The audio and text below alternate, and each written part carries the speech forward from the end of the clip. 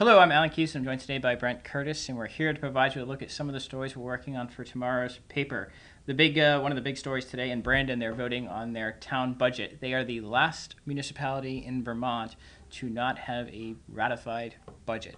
Want to lay some bets, Alan? I do not. Fairhaven was also in that category, but they approved their budget last week. So Bruce Edwards will have that story tonight. We should have the results, hopefully, by 7:30, 8 o'clock or so. So look for that on our website.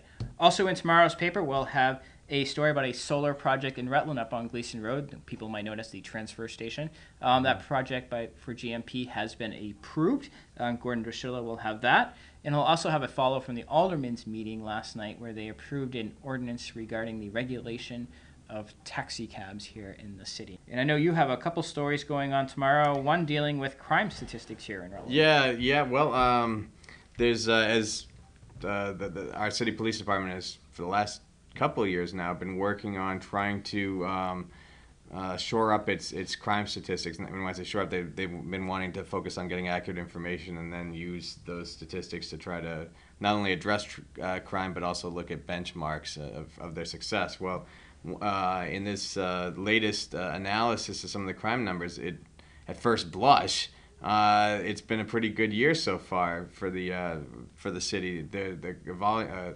calls for the first 6 months of 2014 are down roughly 25% from where they were during the same time period last year. So the first 6 months of 2013. Now they're still vetting the numbers to make sure that they're accurate. They don't want to trot out and declare this kind of victory and then have to take it back.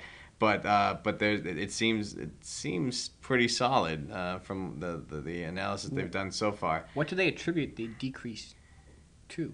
Again, it's a little bit hard to read into. Actually, a lot of what they say is obviously the efforts of some of their own Project Vision, but also some of their own trying to focus on specific areas and reach out in the neighborhoods, do more outreach. A lot of credit was given to the Westridge Center for Addiction, where patients are receiving methadone and Suboxone therapy or treatment for heroin and opiate addiction. It's sort of a mixed bag. Also, the chief tossed out some caveats of, well, maybe people just aren't calling in as much because we were encouraging a lot of people to call in last year and report crimes. Maybe some people have been discouraged, and maybe that could be a part of what's going on. Right now, they're trying to get down into the numbers and see even what areas, what particular types of crime are up or down or whatnot during that time period. So it looks very promising, but don't have a lot of detail on whether this is coming. What's causing it yet. And then I have another story tomorrow about a woman who lives in a neighborhood where perhaps crime isn't down as much as it should be.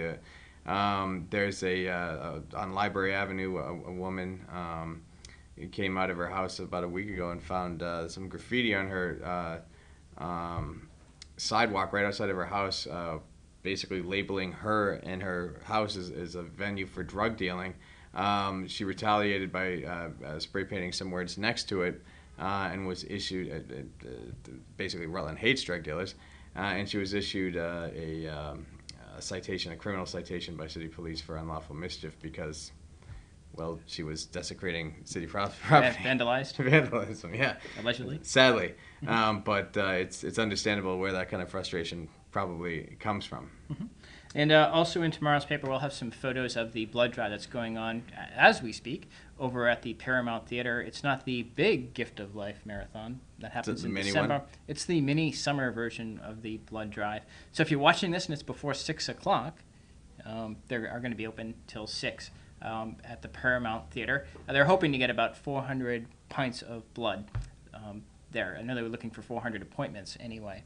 So that's a look at some of the stories we're working on for tomorrow's paper. Thanks for watching. Have a great day.